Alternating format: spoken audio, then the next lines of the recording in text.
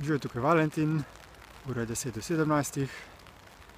Danes pa o nekem novem izzivu, ki sem ga zasledil na Facebooku, in sicer o izzivu hvaležnosti. Nekdo se je spet spomnil eno novo finto, kakšen izziv ne bi se ljudje šli, in po temu, ko so se nehali polivati z ledeno vodo po glavi, se sedaj nekateri gredo izziv hvaležnosti. Kaj ne bi ta izziv bil?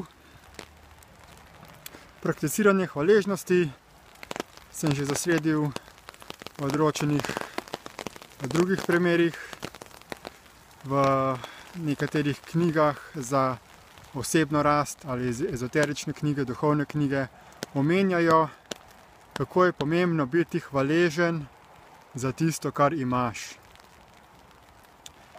Kajti ljudje večinoma opazimo samo slabe, negativne stvari v življenju, se pritožujemo, kako imamo premalo tega, premalo onega, kako ne moremo uresničiti svoje želje, kako imamo premalo denarja in podobno. In zato ne bi bilo koristno, da človek potem si vzame nekaj časa na dan in prakticira hvaležnost. Da se zahvali za vse tiste stvari, ki jih ima. Da postane hvaležen za tisto, kar ima. Kajti ne glede na to, koliko stvari lahko imamo, še vedno smo lahko v pomanjkanju in kritiziramo stvari in jamramo zato, ker nimamo še dodatnih stvari, ki si jih želimo, to da jih nismo še dobili. Nekdo bi recimo rad avto, pa potem jamra, kako nima avtomobila. Nekdo nima službe, pa jamra, kako ne more dobiti službe. In hvaležnost naj bi bila kot neka protiutež temu negativizmu, da z zavedanjem, koliko stvari vse imamo v primerjavi z nekaterimi ljudmi, ki niti teh stvari nimajo, kot jih imamo mi, naj bi potem postali bolj notranje zadovoljni. Recimo nekdo nima službe in jamra, da nima službe, ampak nekdo pa nima rok. Se je rodil brez rok ali je imel nesrečo in je izgubil roke, in potem, če se človek, ki ima polno telo, celo telo, dvoje rok, dvoje nog, ki je dobrega zdravja, če se primerja z takim človekom, potem je lahko res močno hvaležen za to, da ima roke. In se zahvališ, joj, hvala, ker imam roke. Nekdo, ki jamra, da nima avtomobila, ima pa hišo, se lahko primerja z nekim človekom, ki je brezdomec. In je lahko hvaležen, da ima sploh streho nad glavo. In na ta način ne bi bil zdaj nov izziv na Facebooku oziroma v družbi, se to se lahko tudi preko drugih medijev priporoča, da si vzameš recimo 7 dni časa in da si vsak dan hvaležen za 7 stvari, da napišeš na svojo Facebook steno, za katere stvari si hvaležen. Jaz sem lahko hvaležen, da imam tale dežnik. Hvala, ker imam dežnik, super, ko se zdaj dobro počutim. Hvaležen sem, ker imam obleko, da me ne zebe. Hvaležen sem, da imam tale mobilni telefon, da se lahko snemam. Hvaležen sem, da živim v eni državi, ker ni vojne. Hvaležen sem, da imam to fizično telo, da imam roke pa noge pa glavo.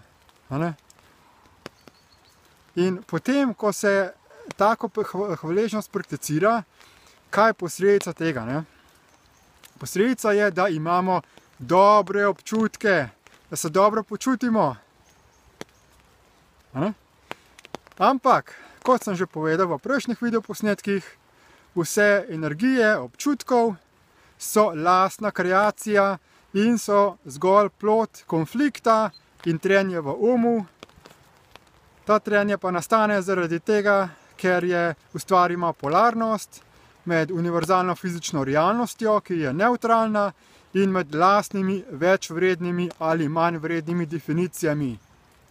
Torej, s tem, ko rečem, hvala, ker imam dežnik, naredim ta dežnik zdaj nekaj večvrednega, se dobro počutim, ne? Ker če bi pa ne imel dežnika, pa da zdaj pada dež, bi pa se slabo počutil, ne? Ker bi rekel, joj, kako hudo je, ker nimam dežnika. Ker bi to moje stanje brez dežnika definiral kot negativno, kot manj vredno. Pozitivnost, ne, torej ta hvaležnost, ni nobena rešitev, ker samo greš iz ene strani polarnosti, iz negativnega v pozitivno, slej ko prej pa ta energija izpuhti in potem zopet iz tega pozitivizma padeš v negativno. In potem prakticiraš to, temu se reče tudi bipolarna motnja, in nisi čustveno stabilen. In kaj je rešitev?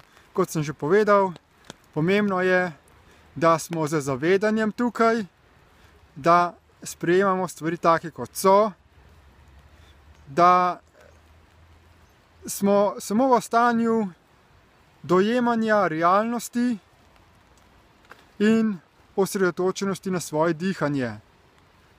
Kajti dihanje je življenje, je tisti del, ki nas poveže z našim fizičnim telesom, in dokler lahko dihamo, smo lahko z zavedanjem v tem trenutku. Potem lahko imamo izven sebe karkoli ali stvari določene nimamo in smo lahko vedno notranje izpolnjeni, ker lahko dihamo.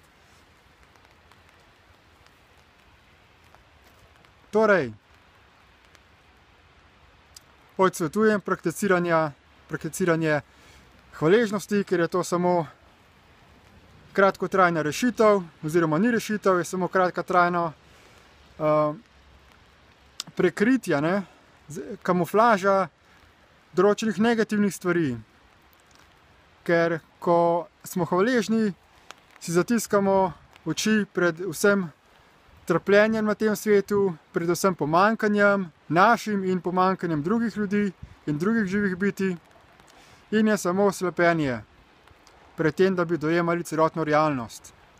Če pa smo tukaj z zavedanjem, pa lahko vidimo celotno realnost in vse posledice naših dejanj in dejanj drugih ljudi. In potem lahko vidimo tudi praktične rešitve, sistemske rešitve, kako lahko stvari na tem svetu uredimo, da bi vsi imeli dovolj vsega, da ne bi bilo več pomanjkanja temeljnih življenjskih dobrin.